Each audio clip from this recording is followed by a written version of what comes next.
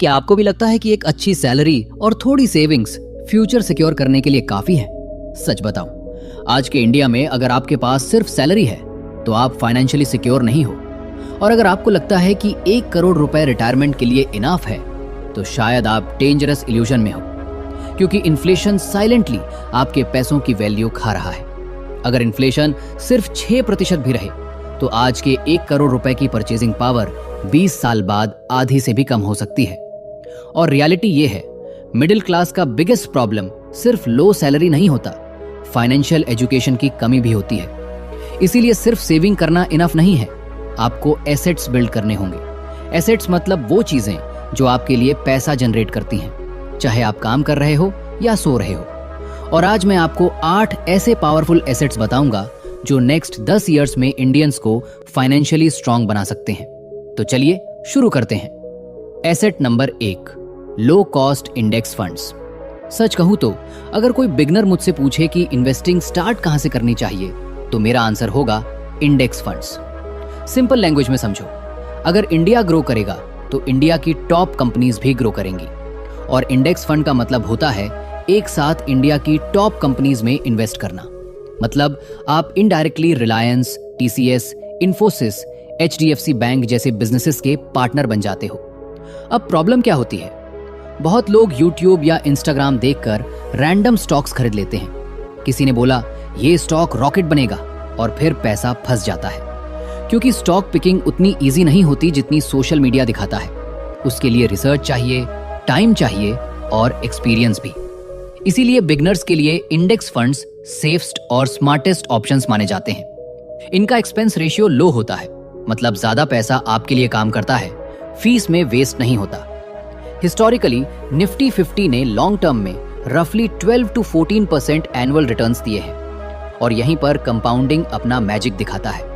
अगर कोई पर्सन 10,000 रुपए मंथली SIP कंसिस्टेंटली इन्वेस्ट करे तो लॉन्ग टर्म में वही अमाउंट करोड़ में कन्वर्ट हो सकता है।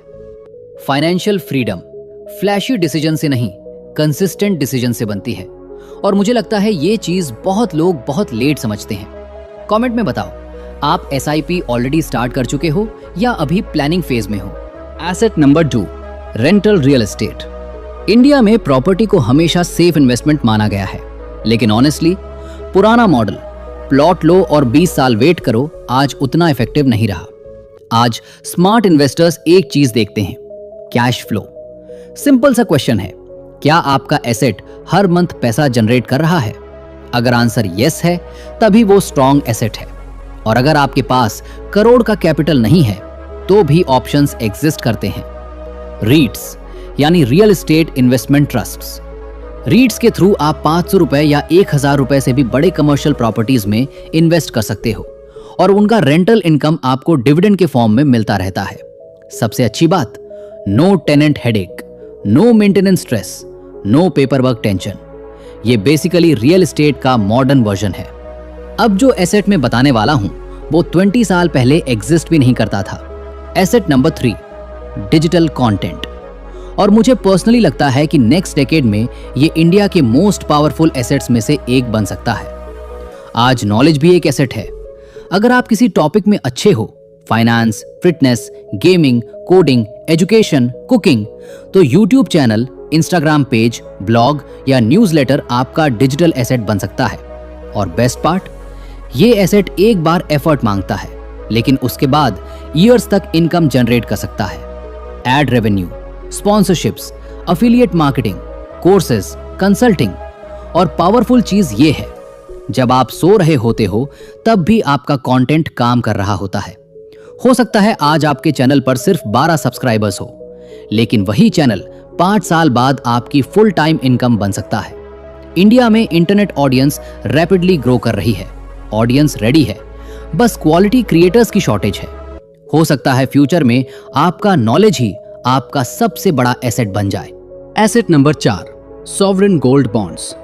इंडिया में गोल्ड सिर्फ इन्वेस्टमेंट नहीं, इमोशन है। हर घर में सोना होता है, लेकिन एक इंपॉर्टेंट क्वेश्चन, क्या आपका गोल्ड आपको इनकम जनरेट करके दे रहा है? और ऑनेस्टली बहुत इंडियंस गोल्ड खरीदते तो हैं, लेकिन उनका गोल्ड उनके लिए काम नहीं करता। फिजिकल गोल्ड में मेकिंग चार्जेस लगते हैं, स्टोरेज रिस्क होता है, सेफ्टी टेंशन होती है, इसीलिए smart investors SGBs sovereign gold bonds को प्रेफर करते हैं। ये गवर्नमेंट ऑफ इंडिया इशू करती है। आप डिजिटल फॉर्म में गोल्ड बाय करते हो, आपको गोल्ड प्राइस एप्रिसिएशन का बेनिफिट मिलता ही है, साथ में गवर्नमेंट एडिशनल एनुअल इंटरेस्ट भी देती है और मैच्योरिटी तक होल्ड करने पर टैक्स बेनिफिट्स भी मिल सकते हैं। स्मार्ट इन्वेस्टिंग का मतलब सिर्फ गोल्ड ओन करना नहीं, गोल्ड को प्रोडक्टिव बनाना भी है। ये ट्रेडिशनल इंडियन गोल्ड इन्वेस्टिंग का स्मार्टर वर्जन है। अभी तक जो एसेट्स मैंने बताए वो स्टेबल वेल्थ बिल्ड करते हैं, लेकिन अब जो नेक्स्ट एसेट्स हैं वो आपकी अर्निंग पावर और फाइनेंशियल ग्रोथ दोनों एक्सेलरेट कर सकते हैं। Asset number 5, dividend paying stocks. Normally लोग स्टॉक्स सिर्फ इसलिए खरीदते हैं क्योंकि उन्हें लगता है फ्यूचर में प्राइस बढ़ेगा, लेकिन कुछ कंपनीज ऐसी होती हैं जो सिर्फ ग्रोथ नहीं देती, रेगुलर इनकम भी देती हैं, और इसी इनकम को हम कहते हैं डिविडेंड।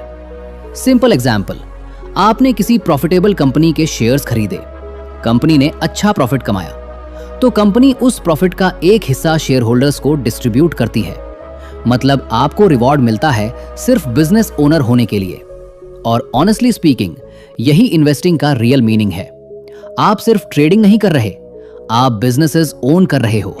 इंडिया में कई ब्लू चिप कंपनीज और PSUs कंसिस्टेंटली डिविडेंड्स देती हैं, और अगर आप डिविडेंड इनकम को री इन्वेस्ट करते रहो तो कंपाउंडिंग और भी पावरफुल हो जाता है। सोचो, एक दिन आपके फोन पर नोटिफिकेशन आए, डिविडेंड क्रेडिटेड, और धीरे धीरे वही इनकम आपके इलेक्ट्रिसिटी बिल्स, ग्रोसरीज या EMI कवर करना शुरू कर दे।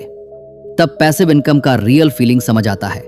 और बेस्ट पार्ट, आपको शेयर्स बेचने की जरूरत नहीं पड़ती, एसेट भी आपके पास रहता है, इनकम भी आती रहती है। इसीलिए कई इन्वेस्टर्स डिविडेंड इन्वेस्टिंग को कहते हैं सैलरी विदाउट जॉब।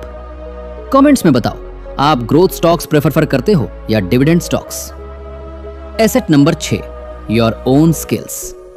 और मुझे पर्सनली लगता है ये शायद सबसे अंडररेटेड एसेट है। बहुत लोग इन्वेस्टिंग की बात करते हैं, लेकिन अर्निंग पावर इंक्रीज करने की बात इग्नोर कर देते हैं। रियलिटी सिंपल है, इन्वेस्टिंग तभी फास्ट ग्रो करती है जब इनकम स्ट्रांग हो। सोचो, अगर कोई पर्सन 30,000 रुपए कमा रहा है और 28,000 रुपए एक्सपेंसेस में चले जाते हैं, तो इन्वेस्टिंग के लिए कितना बचेगा? लेकिन वही पर्सन अगर स्किल्स इंप्रूव करके 1 लाख रुपए अर्न करने लगे, तो उसकी पूरी फाइनेंशियल लाइफ चेंज हो सकती है। मैं जेन्युइनली मानता हूं, your income is your first investment. और सच बोलूं तो आज के इंडिया में हाई इनकम स्किल्स बिना फैंसी डिग्री वाले इंसान को भी फाइनेंशियली पावरफुल बना सकती हैं। आज कंपनीज उन लोगों को ज्यादा पे करती हैं जो प्रॉब्लम सॉल्व कर सकते हैं, कम्युनिकेट कर सकते हैं, सिस्टम्स बिल्ड कर सकते हैं, रिजल्ट्स ला सकते हैं। आज कुछ जेन्युइनली वैल्यूएबल स्किल्स हैं: digital marketing, sales, copywriting, video editing, AI tools, coding, financial consulting, public speaking. और बेस्ट पार्ट, इनमें से बहुत सी स्किल्स आप घर बैठे इंटरनेट से फ्री या लो कॉस्ट में सीख सकते हो। अगर किसी यंग पर्सन के पास इन्वेस्टिंग के लिए ज्यादा पैसा नहीं है, तो मेरी ओपिनियन में पहले अग्रेसिव स्किल बिल्डिंग पर फोकस करना चाहिए, क्योंकि वीक स्किल्स सिर्फ सर्वाइवल करवाती हैं, स्ट्रॉन्ग स्किल्स ग्रोथ क्रिएट करती हैं। कमेंट में बताओ, आप अभी कौन सी स्किल सीख रहे हो? Asset number 7, business equity. अब ये एसेट थोड़ा एडवांस्ड है, लेकिन वेल्थ क्रिएशन के वर्ल्ड में इसका इंपैक्ट मैसिव होता है, क्योंकि दुनिया के ऑलमोस्ट सारे रिचेस्ट लोग किसी न किसी बिजनेस के ओनर होते हैं, और फाइनेंशियल फ्रीडम का फास्टेस्ट पाथ बहुत बार बिजनेस ओनरशिप से आता है। लेकिन बिजनेस ओनरशिप का मतलब सिर्फ दुकान खोलना नहीं होता। आप किसी ट्रस्टेड बिजनेस में साइलेंट पार्टनर बन सकते हो, किसी स्टार्टअप में स्मॉल इक्विटी ले सकते हो, या खुद एक स्केलेबल साइड हसल बिल्ड कर सकते हो। और साइड हसल का मतलब सिर्फ एक्स्ट्रा काम नहीं, स्मार्ट साइड हसल वो होता है जो फ्यूचर में सिस्टम बन सके, जैसे YouTube channel, freelancing agency, e-commerce brand, digital product, coaching business, local service business. Starting में एफर्ट लगता है, लेकिन अगर सिस्टम्स बिल्ड हो जाए तो धीरे धीरे बिजनेस आपके बिना भी इनकम जनरेट करना शुरू कर सकता है। इंटरेस्टिंग बात यह है, इंटरनेट ने बिजनेस स्टार्ट करना पहले से बहुत इजी बना दिया है। पहले ऑफिस चाहिए होता था, आज लैपटॉप और इंटरनेट से भी बिजनेस